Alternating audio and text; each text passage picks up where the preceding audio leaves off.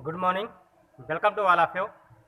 मैं सुरेंद्र सिंह एक बार फिर से आप लोगों के लिए मैथ का एक बहुत ही महत्वपूर्ण टॉपिक लेकर आया हूं।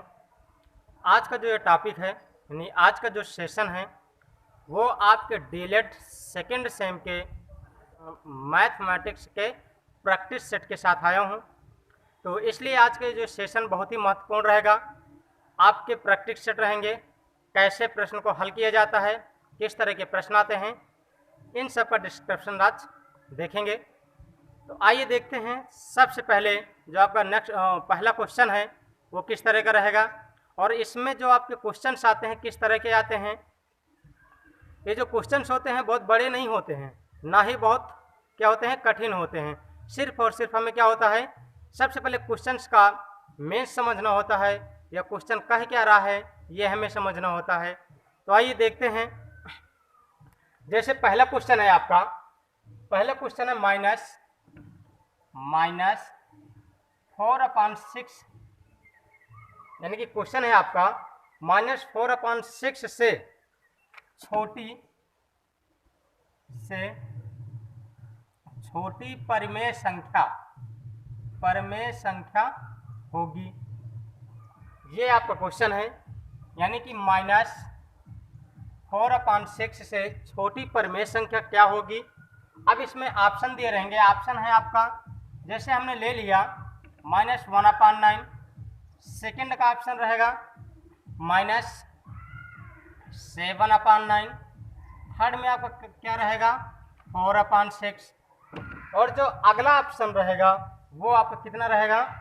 और सपोज में हमने कर लिया 1/3 ले लिया।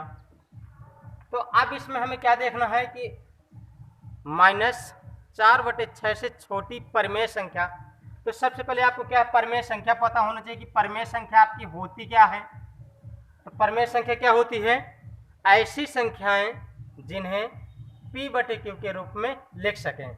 जैसे हमने कह दिया 4, तो 4 यदि 5 कर देंगे तो क्या हो जाएगी, परिमेय संख्या हो जाएगी। यानी कि जो परिमेय संख्या होती है वो क्या होती है, P/Q के रूप में लिखी होती है। अब इसमें देखना है कि -4/6 से छोटी परिमेय संख्या क्या है। तो अब छोटी परिमेय संख्या के लिए अच्छा एक बात आपको पता होगी कि जिस संख्या के साथ माइनस लगा होता है वो जस्ट क्या होती है, अपोजिट होती है। कहने का मतलब ये है कि यदि जो संख्या में जितनी बड़ी दिखेगी वह संख्या क्या होती है, उतनी ही छोटी होती है। जैसे हमने ले लिया 80 और यहाँ ले लिया, चलिए यदि 85 ले लिया, तो यदि अभी देखा जाए तो ये आपकी बड़ी संख्या है, ये आपकी क्या हो जाएगी, छोटी हो जाएगी। लेकिन यदि इसी के साथ क्या करें, यदि इसी के साथ हम माइनस साइन लगा दें या माइनस चिन्ह लगा दें तो ये जस्ट क्या हो जाएगी, अपोजिट हो जाएगी। यानी कि छोटी वाली आपकी ये हो जाएगी और बड़ी वाली आपकी ये हो जाएगी। ओके, तो अब हमें देखना क्या है कि -4/6 से छोटी परिमेय संख्या। तो पहले हम इसे डिवाइड करवा लेंगे। तो -4/6 जब हम यदि भाग देंगे इसमें तो कितना जाएगा, -6.66 आपका यही आता रहेगा। ठीक, अब आपको ऑप्शन में क्या देखना है कि माइनस आपको यहाँ दिया है तो ये छोटी तो हुई है। तो सबसे पहले आप इनमें ये देखेंगे माइनस कहाँ कहाँ लगा है। देखिए इसमें नहीं लगा, मतलब ये संख्या नहीं होगी। 1/3 में नहीं है, ये भी नहीं होगी। क्यों, क्योंकि ये तो ऑलरेडी बड़ी है ना। बड़ी इसलिए क्योंकि वो पॉजिटिव साइन की है, इसलिए ये बड़ी होंगी, तो ये तो आपका आंसर हो ही नहीं सकता। अब आपके पास बची कौन कौन सी संख्याएं, एक बची -1/9। तो इसको जब हम डिवाइड करेंगे तो कितना आ जाएगा, माइनस का 0.111 कहाँ तक आएगा, इनफाइनाइट टाइम तक आएगा। और यदि इसी को देखें हम -7/9 देखें तो ये भी कितना आएगा, -0.777 कहाँ तक आएगा, ये भी इनफाइनाइट तक आएगा। ओके, अब इसमें हमें देखना है कि यहाँ कितना आया था, -6.66 ये आया था। तो सॉरी, यहाँ पर क्या रहेगा, 0 रहेगा। यहाँ पर क्या आया था, 0.66 इनफाइनाइट तक आया था। अब इन तीन में से हमें देखनी है कि सबसे छोटी संख्या कौन सी है। ये तो आपको प्रश्न है, तो आपकी छोटी संख्या क्या है। देखने में तो 7/9 क्या लग रही है, बड़ी लग रही है, लेकिन जब इसको सॉल्व किए हैं तो यहाँ कितना आया 0.666 और यहाँ कितना आ रहा है 0.777, यानी कि देखने में तो बड़ी ये है लेकिन माइनस लगी है, तो सबसे छोटी आपकी कौन सी हो जाएगी 7/9, यानी कि सबसे छोटी परमेय संख्या क्या हो जाएगी 7/9। ओके, अब देखिए नेक्स्ट क्वेश्चन क्या है। नेक्स्ट क्वेश्चन है आपका कि माइनस, आपका नेक्स्ट क्वेश्चन है -24/45 की समतुल्य भिन्न क्या है। समतुल्य भिन्न क्या है या समतुल्य संख्या क्या है, आप ऐसे कह सकते हैं कि समतुल्य संख्या क्या है या समतुल्य भिन्न क्या है। अच्छा, अब आपको पता होना चाहिए समतुल्य को क्या बोलते हैं, इक्विवेलेंट बोलते हैं। और समतुल्य का मतलब क्या होता है कि उसके मान में जब उसको हम सिंप्लीफिकेशन करें या उसका सरलीकरण करें तो उसके मान में कोई भी परिवर्तन नहीं होना चाहिए। अब यदि इसका हम सिंप्लीफिकेशन कर रहे हैं, अच्छा ऑप्शन में आपको क्या क्या दिया है, ऑप्शन में जैसे पहला नंबर में ऑप्शन है, हमने मान लिया कि 6/9, पहला जो ऑप्शन है आपको क्या है 6/9 है। दूसरा है आपका 12/30 है, दूसरा आपका हो गया 12/30। तीसरा जो है आपका -8/15 है, और जो आपका लास्ट में है तो कितना है 4/11 है। ये आपका फोर्थ नंबर है, 3 नंबर, और ये आपका हो जाएगा 2 नंबर। अब हमें निकालना क्या है, इक्विवेलेंट निकालना है। इक्विवेलेंट का मतलब क्या होता है, यदि उसका हम सरलीकरण करें तो मान क्या होने चाहिए, आंसर में और प्रश्न में दोनों सेम आने चाहिए। अब देखिए इसका हम सरलीकरण कर रहे हैं तो कितना है -24/45। इसको एक ही संख्या से यदि हम काटेंगे तो ये कितने से कट रहा है, यदि इसको हम एक ही संख्या से काटेंगे तो कितना कटेगा, ये 3 से कटेगा तो 8 3 का 24 और 15 3 45, यानी कि -8/15 आया। अब इसके आगे तो आपका सिंप्लीफिकेशन हो नहीं रहा, सरलीकरण हो नहीं रहा है, तो 8/15 आपका ऑप्शन में है। यदि आपका ऑप्शन में है तो ठीक है, यदि नहीं भी है तो फिर हम कैसे निकालेंगे इसमें। अब ऑप्शन आपका एक ना एक कोई जरूर मैच करेगा, तो इसमें हम 2 की मल्टीप्लाई करेंगे, नीचे भी 2 की मल्टीप्लाई करेंगे।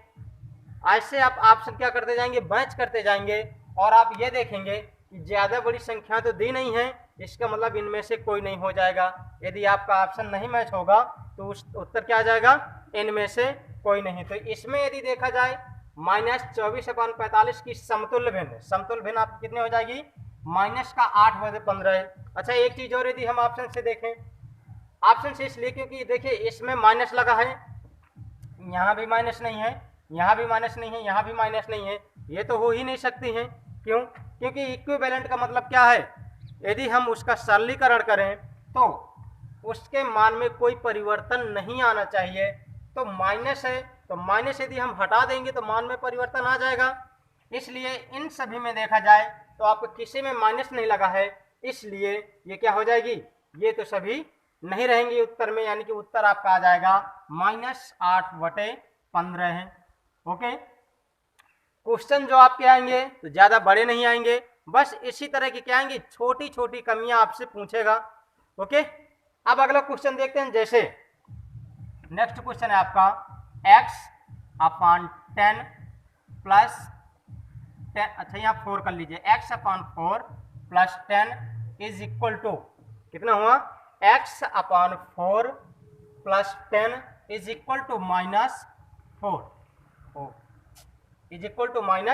-4 में x का मान बताइए, x का मान बताइए। तो अब इसको हम सॉल्व करेंगे। अब देखिए सॉल्व कैसे करते हैं, इसमें आपके दो संख्या है, एक तो आपकी वेरिएबल है जिसे हम चर बोलते हैं, और एक आपकी क्या है कांस्टेंट राशि जो आपकी क्या है संख्या दी हुई है। तो एक तो आपकी वेरिएबल हो गई और एक आपकी संख्या हो गई। तो इसमें हम क्या करते हैं कि जब हम वैल्यू निकालते हैं तो वेरिएबल एक साइड करते हैं और जो संख्या होती है वो एक साइड करते हैं। तो यहाँ से आ जाएगा x/4 = -4, और 10 का जब हम पक्षांतर करेंगे तो माइनस का कितना आ जाएगा 10 आ जाएगा। x/4 = -14, और x की वैल्यू निकालनी है तो ये 4 आपका जब मल्टीप्लाई में है और जब इसका पक्षांतर होगा तो किस में जाएगा, माइनस का 14 मल्टीप्लाई 4, तो ये x इज इक्वल टू कितना आ जाएगा, माइनस का 56। तो x की वैल्यू आपका आ गई माइनस का 56।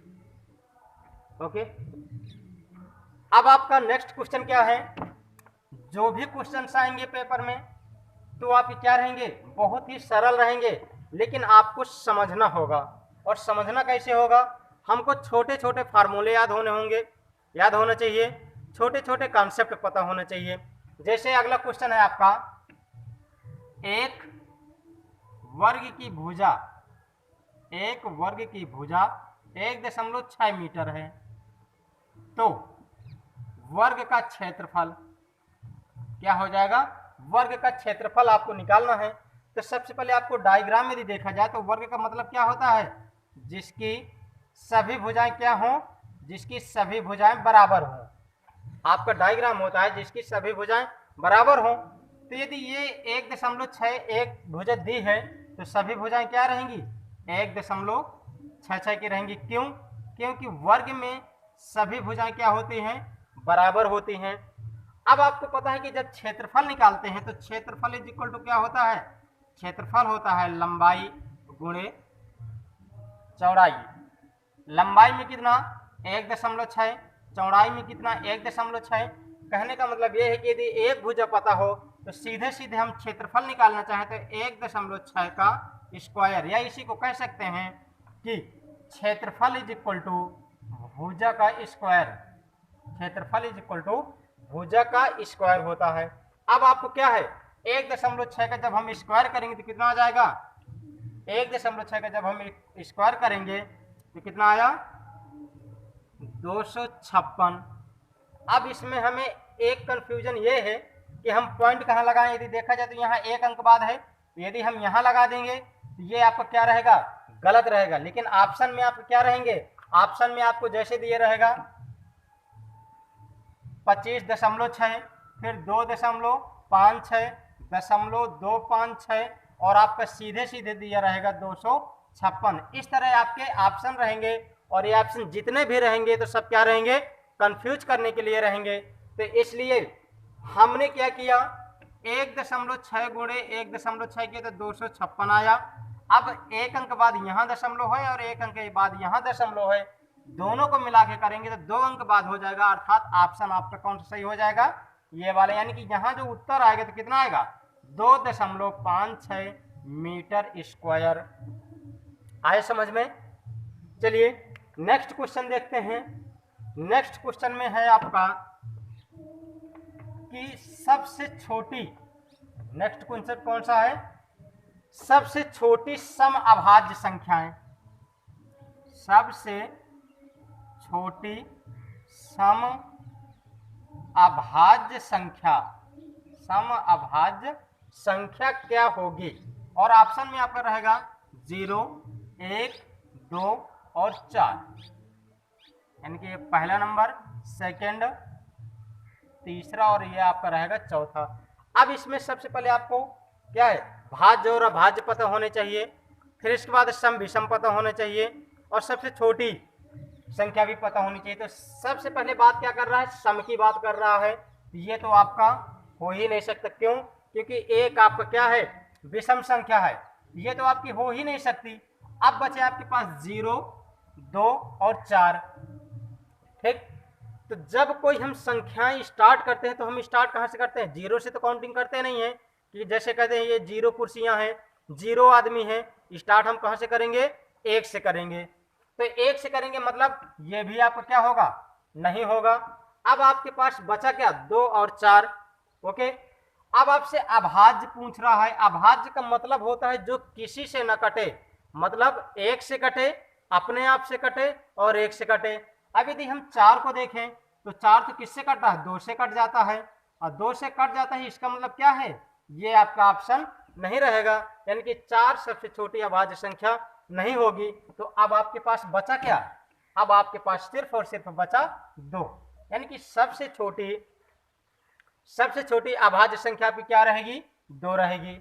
ओके, और यदि इसी में एक चीज ये पूछ लेता है कि आपका इसी में क्वेश्चन क्या कह सकता है, क्वेश्चन कह सकता है कि बताइए, चलिए ये ऑप्शन थोड़ा सा रंग है, आपका क्वेश्चन हो सकता है 0 एक संख्या है, ठीक, आपसे पूछेगा सम है, विषम है, ये दोनों और फिर हो जाएगा कोई नहीं। तो 0 आपकी क्या है, 0 एक सम संख्या है। क्यों? क्योंकि आपको पता है कि सम संख्या के लिए हम क्या करते हैं, 2 से डिवाइड करवाते हैं और शेषफल कितना आना चाहिए, 0 आना चाहिए। जैसे हमने ले लिया 5, 5 आपकी क्या है, सम है कि विषम है, ये हमें कंफर्म करना है। हम क्या करेंगे, 2 से डिवाइड करवाएंगे और यदि इसका रिमाइंडर यानी कि शेषफल 0 आ जाए तो ये आपकी क्या मानी जाएगी, सम मानी जाएगी। लेकिन इसमें शेषफल देखा जाए तो शेषफल कितना आ रहा है, शेषफल आपका 1 आ रहा है, तो ये आपकी क्या हो जाएगी, विषम हो जाएगी। और यदि शेषफल आपका 0 आ जाए तो वो संख्या क्या मानी जाएगी, वो सम संख्या मानी जाएगी। अब हम डिवाइड करते हैं किससे, 2 से यदि 0 को डिवाइड करें तो जो 2 0 0 0 में 0 घटाएंगे 0, यानी कि शेषफल कितना आया, 0 आया। इसलिए 0 भी क्या मानी जाएगी, 0 भी आपकी एक सम संख्या मानी जाएगी। ओके, तो इस तरह के आपके कंफ्यूज करने के लिए क्वेश्चन आएंगे, छोटे छोटे क्वेश्चन आएंगे, तो आप उसमें परेशान ना होइएगा। ओके, अब इसमें एक चीज पूछ सकता है, एक क्या है, एक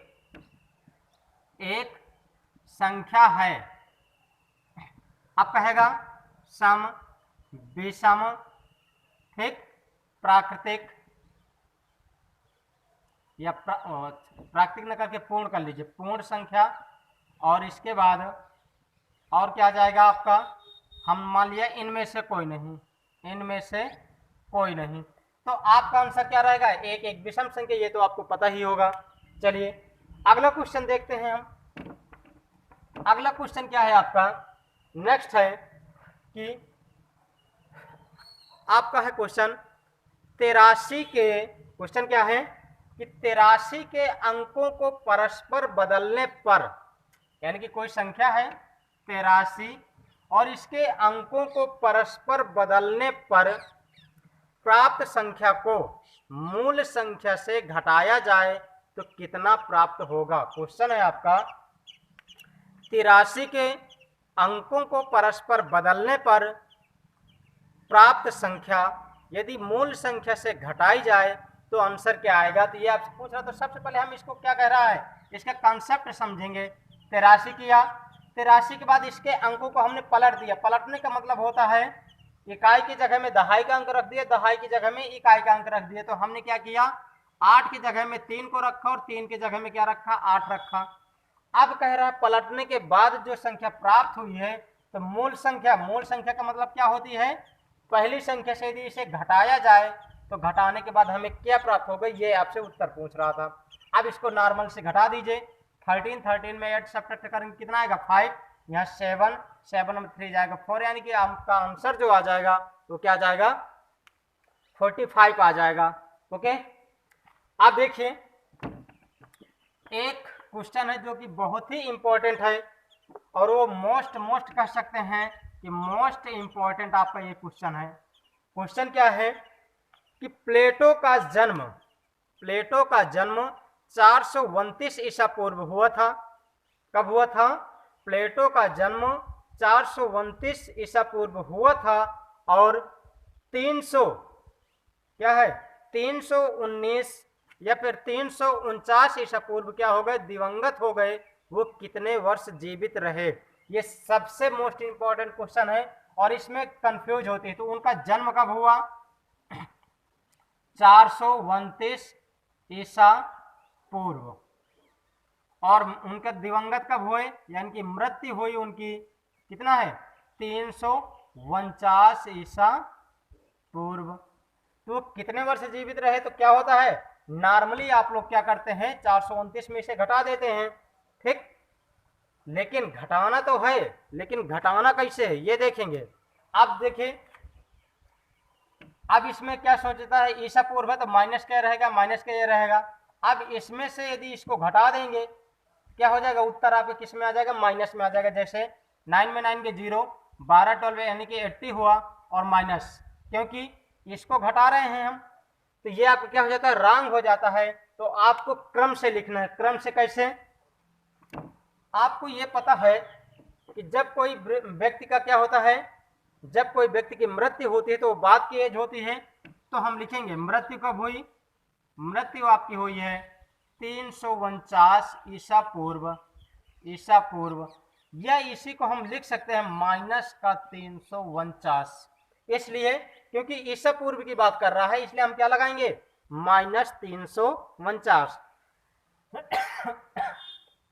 अब इसके बाद क्या है, जन्म कब हुआ था, जन्म हुआ था 429 ईसा पूर्व, या इसी को हम लिख सकते हैं माइनस का 429।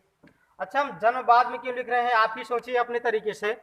यदि आपका जन्म 2010 में हुआ, मान लीजिए 2010 में तो हुआ नहीं होगा आप लोगों का जन्म, आप लोगों का जन्म मान लेते हैं 2000 में हुआ, अब इसके बाद आपकी मृत्यु 2030 में हो गई, तो क्या करेंगे, मृत्यु वाले से जन्म वाले को सब्ट्रैक्ट करेंगे। तो आइए अब यहीं सब्ट्रैक्ट करते हैं। तो इसलिए जीवित रहे, जीवित रहे क्या हो जाएगा, माइनस 349, फिर माइनस, ये तो आपको माइनस लगा गया सब्ट्रैक्ट करने के लिए, और माइनस का 429 ये आपको इधर रहेगा। अब इसको सॉल्व करेंगे तो 349 ये माइनस मिला के हुआ प्लस का 429 हुआ। अब हम क्या करेंगे, सब्ट्रैक्ट कर देंगे, तो बड़ी वाली संख्या से छोटी वाली को सब्ट्रैक्ट करेंगे तो कितना आ जाएगा, 80 वर्ष, जो कि आपका करेक्ट आंसर रहेगा। घटाने से 80 तो आ जाएगा, लेकिन आपको क्या रहेगा, माइनस में उत्तर आएगा। और ऑप्शन की बात करें तो ऑप्शन में आपको क्या दिए रहेगा, 80 दिए रहेगा, माइनस का 80 दिए रहेगा, और इसी तरह के दिए रहेंगे, तो वो आपको क्या है, कंफ्यूज करेंगे। इसलिए हमेशा क्या होता है, मृत्यु से जन्म को घटाएंगे और एक स्टेप बाय स्टेप रखेंगे तो आपको पूरा क्लियर हो जाएगा। अब देखिए अगली संख्या, अगली संख्या क्या है, या अगला क्वेश्चन है, अगला क्वेश्चन है आपका कि यदि -4x, क्वेश्चन है आपका -4x + 9 is equal to minus का 6x और माइनस का 8 को हल कीजिए, हल कीजिए। अब इसमें हल करने का मतलब क्या है, बताए थे कि वेरिएबल की संख्या जो होती हैं वो एक साइड कर लेंगे और जो कांस्टेंट राशियां होती है वो क्या करेंगे, दूसरी साइड करेंगे। तो वेरिएबल माइनस का 4x, ये वाला जो आपका माइनस का 6x से बराबर के इधर आ गया तो क्या हो जाएगा, प्लस का 6x is equal to minus का 8 है, और ये जो प्लस का 9 है बराबर के उस साइड जाएगा तो क्या हो जाएगा, माइनस का 9 हुआ। अब सब्ट्रैक्ट कर देंगे तो कितना आ जाएगा, 6 में 4 को सब्ट्रैक्ट करेंगे तो 2x आया विथ प्लस का, क्यों, क्योंकि प्लस की संख्या बड़ी है। और इसके बाद -8 और -9 को जब ऐड करेंगे तो माइनस कितना आया, 17 आएगा, और हमें x की वैल्यू चाहिए तो x is equal to minus का 17/2, ये आपका क्या हो जाएगा, आंसर हो जाएगा। नेक्स्ट है आपका, जैसे इसमें आपको कोई परिमेय संख्या 3 4 दे देगा, हमने मान लिया कि कोई परिमेय संख्या कौन कौन सी है, जैसे हमने कहा कि 7/9, अच्छा प्लस में ले लिए 7/9। सेकेंड क्वेश्चन कौन से ले लिए, सेकेंड में है आपका 5/2, 5/2 या 5/21 मान लीजिए, और अगला है आपका 9/-11। अब इनको करना क्या है, हमें इनको असेंडिंग ऑर्डर में रखना है, यानी कि आरोही क्रम में रखना है। तो आरोही क्रम आपको पता ही है क्या होता है, यानी कि पहले सबसे छोटी, उसके बाद उससे बड़ी, फिर बड़ी, यानी कि घटते से बढ़ते क्रम में होता है। तो सबसे पहले आप ये देखिए कि ये इसमें क्या लगा है, माइनस लगा है, तो ये तो सबसे छोटी हो जाएगी, यानी यहां लिखा जाएगा आरोही क्रम। और आरोही क्रम में क्या हो जाएगा, यदि आपकी माइनस लगी है तो माइनस के कारण क्या हो जाएगी, सबसे छोटी हो जाएगी, तो 9/ कितना आया, 11 आया। अब आपके पास बची दो संख्याएं, तो इसके पहले आपने इसको डिवाइड करवाया था, 7/9 से डिवाइड करवाएंगे कितना आ जाएगा, यानी कि 0.777 यही आएगा। और जब 5 को डिवाइड करवाएंगे 5/21 से तो ये कितना आ जाएगा, ये अप्रॉक्स में 0 दशमलव कितना आया आपका 2 और फिर आगे कुछ आएगा। तो देखा जाए तो यहाँ 0.7 है और यहाँ क्या है 0.2 है। ये आपकी क्या है, दो छोटी है, तो छोटी है तो फिर ये सेकेंड वाली आ जाएगी, यानी कि 5/21 और लास्ट में आ जाएगा 7/9। एक तो आप ऐसे क्या कर सकते हैं, अप्रॉक्स में लेके या फिर थोड़ा सा एक लाइन या दो लाइन हल करके आप उसे असेंडिंग या डिसेंडिंग ऑर्डर में रख सकते हैं। ओके, अब इसके बाद एक मोस्ट इंपॉर्टेंट है फिर से, जो कि अक्सर आप लोगों को क्या करेगा, कंफ्यूज करेगा। और दिया क्या रहेगा, यदि या दिया रहेगा x² प्लस 1/x² का मान ज्ञात कीजिए। यदि में आपको क्या दिया रहेगा, x plus 1/x is equal to 2, ये आपको दिया रहेगा। तो इसमें से आपको ये देखना है सबसे पहले कि जो आपको गिवन होता है, यानी कि जो दिए होता है क्वेश्चन को हम वहीं से लेकर के स्टार्ट करते हैं। अब आपको दिया क्या था, आपको दिया है x plus 1/x is equal to 2, यानी कि x plus 1/x is equal to 2 दिया है। हमको चाहिए इसका मान x² प्लस 1/x। अब ये जो स्क्वायर लगे हैं तो स्क्वायर आएंगे कब, जब हम दोनों पक्षों का स्क्वायर करेंगे तभी आएंगे। एक क्वेश्चन इसी में आपका पूछ लेता है x³ प्लस 1/x³, तो ये क्यूब कब आएंगे, क्यूब आपके तभी आएंगे जब हम दोनों पक्षों का क्यूब करेंगे या दोनों पक्षों का घन करेंगे। हमको चाहिए x² प्लस 1/x², तो क्या करेंगे, यहां लिखेंगे दोनों पक्षों का वर्ग करने पर, और जब वर्ग करेंगे तो x प्लस 1/x। अच्छा, वर्ग कुछ लोग ऐसे करेंगे, यानी कि x² प्लस 1/x², तो ये क्या हो जाएगा, ये पूरी तरह से आपका गलत माना जाएगा, ये गलत है आपका, ठीक है। तो आप क्या करेंगे, दोनों पक्षों का जब वर्ग करेंगे तो आपका क्या आ जाएगा, x प्लस 1/x का होल स्क्वायर इधर करेंगे और 2 का होल स्क्वायर इधर करेंगे। अब ये आपका फार्मूला होता है, फार्मूला क्या होता है, आपका फार्मूला होता है, आपको पता होगा a प्लस बी का whole square is equal to होता है a² प्लस 2ab और प्लस का b²। आप इसी में रखेंगे, a² का मतलब पहली संख्या का स्क्वायर यानी कि x² प्लस 2ab 2, a की जगह में आपका x, b की जगह में 1/x, और प्लस का होता है b² का मतलब होता है 1/x का स्क्वायर। ओके, और इज इक्वल टू हुआ, और 2 का स्क्वायर करेंगे तो कितना आ जाएगा, 2 का स्क्वायर करेंगे तो 4 आ जाएगा। अब क्या करेंगे, ये x से x कैंसिल हो जाएगा, क्यों, क्योंकि एक मल्टीप्लाई में और एक डिवाइड में है। तो आपका बचेगा x² plus 2 plus 1/x² is equal to 4, और x² प्लस ये वाला जो 2 है पक्षांतर करेंगे उधर जाएगा, तो आपके पास बचेगा 1/x² is equal to 4 minus 2, और इसी को जब हम सॉल्व करेंगे तो x² plus 1/x² is equal to कितना आ जाएगा, 2 आ जाएगा। यदि यहीं पास आपकी क्यूब की बात करता, क्यूब पूछता, तो फिर क्या करते हैं आप, क्यूब वाला भी देख लीजिए। क्यूब में यदि कहता, क्यूब में क्या कहता कि x³ प्लस 1/x³ का मान निकालिए, तो क्या लिखते, दोनों पक्षों का घन करने पर, और घन करेंगे तो कितना आ जाएगा, x प्लस 1/x की पावर 3 इज इक्वल टू 2 की पावर 3। ओके, अब इसका फार्मूला आपको पता होना चाहिए। इसका फार्मूला क्या होता है, इसका फार्मूला होता है यानी कि a प्लस बी का होल क्यूब, इसका होता है a³ plus b³ plus 3ab, अब कोष्टक में होता है a प्लस b। इसमें रखेंगे तो a³ मतलब पहले पद का क्यूब प्लस दूसरे पद का क्यूब 1/³ आ जाएगा, प्लस 3 गुणे a की जगह में x, गुणे b की जगह में कितना है 1/x, और कोष्टक में आ जाएगा, कोष्टक में a की जगह x प्लस 1/x, और इज इक्वल टू, इसको जब सॉल्व करेंगे तो कितना आ जाएगा, 8 आ जाएगा। अब आपको इसकी वैल्यू चाहिए तो इसको तो सेम रखे रहेंगे x³ प्लस 1/x³ प्लस ये वाले x से ये x कटा तो यहाँ क्या बचा 3 और x प्लस 1/2 इसकी वैल्यू आपको पता है, x प्लस 1/2 की वैल्यू क्या है 2 है।